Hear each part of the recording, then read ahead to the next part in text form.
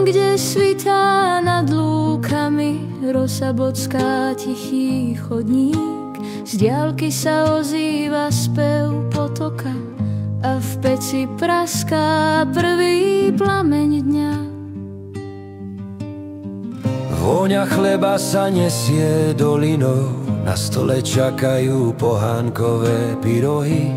Ruky sa učia drevo cítiť a vlákna konope spievajú v dlaniach.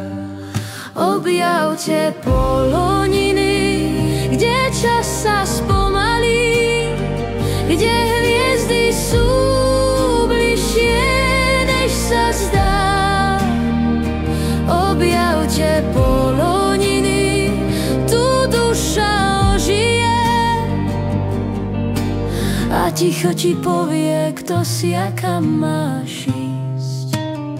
Drevený chrám dýcha vôňou smoly, trojhlasný spev sa nesie ponad lúky. Prales tužica drží v tieni stáročia, vietor ich listuje ako knihu. Na lúkach deti miznú v bludisku, z konope vyrastá zelený hrad. Potok ochladí unavené nohy a oči sledujú vtáky vracajúce sa domov. Objavte poloniny, kde čas sa spomalí, kde hviezdy sú bližšie, než sa zdá. Objavte poloniny, tu duša ožije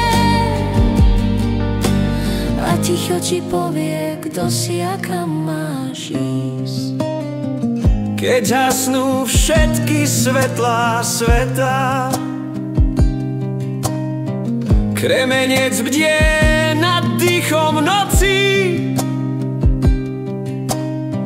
Ležím v tráve a dýcham hviezdy,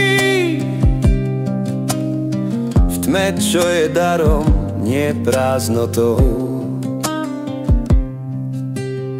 Tam hore sa čas rozpustí v nebi a každý sen sa stane jasnejším, lebo v poloninách sa nebo dotkne zeme a človek seba samého. Objavte poloniny, kde ticho spieva v nás, kde vietor nosí spomienky po lúkach. Objavte poloniny, navždy ich maj v srdci, lebo keď odídeš, zostanú v tebe raz.